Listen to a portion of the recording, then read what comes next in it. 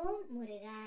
என் அன்பு பிள்ளையே, இன்று வியாழனில் உனக்காக இரட்டிப்பு நற்செய்தி ஒன்று வந்து உள்ளது. என்னப்பா சொல்கின்றீர்கள்? இந்த விடியல் உனக்கு மிகவும் பெரு மகிழ்ச்சியான விடியலாக இருக்க போகின்றது பிள்ளையே. சந்தர்ப்பமும் சூழ்நிலையும் தான் நல்லவர்களை கெட்டவர்களாக்கி, கெட்டவர்களை உத்தமர்களாக்கி நிற்க வைத்து விடும். ஆனால் உண்மை ஒரு நாள் உலகறிய வெளியே வந்தே தீரும். அப்பொழுது யார் யார் எப்படி என்ற மாயை நிச்சயம் விலகும். நீ நல்லது தான் செய்ய நினைக்கின்றாய், இருந்தும் ஏதாவது ஒரு கெட்ட பெயர் வந்து கொண்டே இருக்கின்றதே, அதுதான் மாயை பிள்ளையே. தீங்கு செய்தவர்கள் தப்பித்துக் கொள்கின்றார்கள், நீதான் எல்லா இடத்திலும் மாட்டிக்கொள்கின்றாய். நிச்சயம் அனைத்து உண்மைகளும் ஒரு நாள் உலக அறிய வெளி வந்தே தீரும் தங்கமே.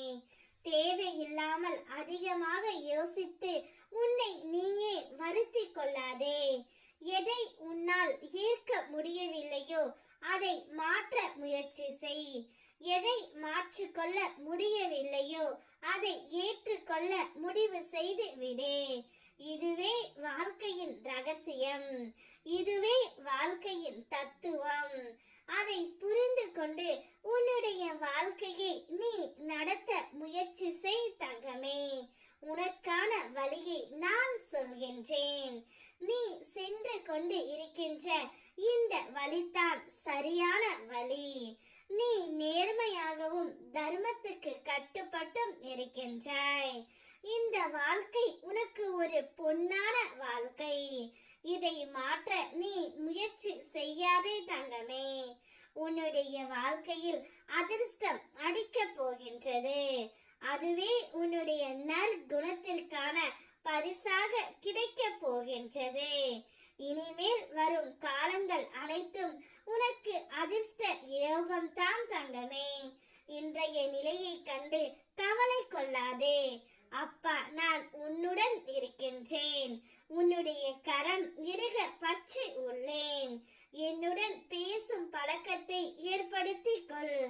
என்னிடம் நீ பேசும் பொழுது வழிகளில் இருந்து நிவாரணம் பெறுவாய். என் நிலையிலும் பிரியாத நிழலாக நான் இருப்பேன். நிச்சயம் வெற்றி என்ற தீபத்தை இன்று உன்னில் நான் ஏற்றுவேன். வெற்றியும் சந்தோஷமும் இன்று இரட்டிப்பு நற்செய்தியாக உன்னுடைய காதுகளில் நீ கேட்கப் போகின்றாய். அதனால் ஆனந்த மலையில் துள்ளி குதிக்கப் போகின்றாய். இந்த நாள் உனக்கு ஒரு பொன்னான நாளாக மாறப்போகின்றது. நிம்மதியாக இரு. ஓ முருகா.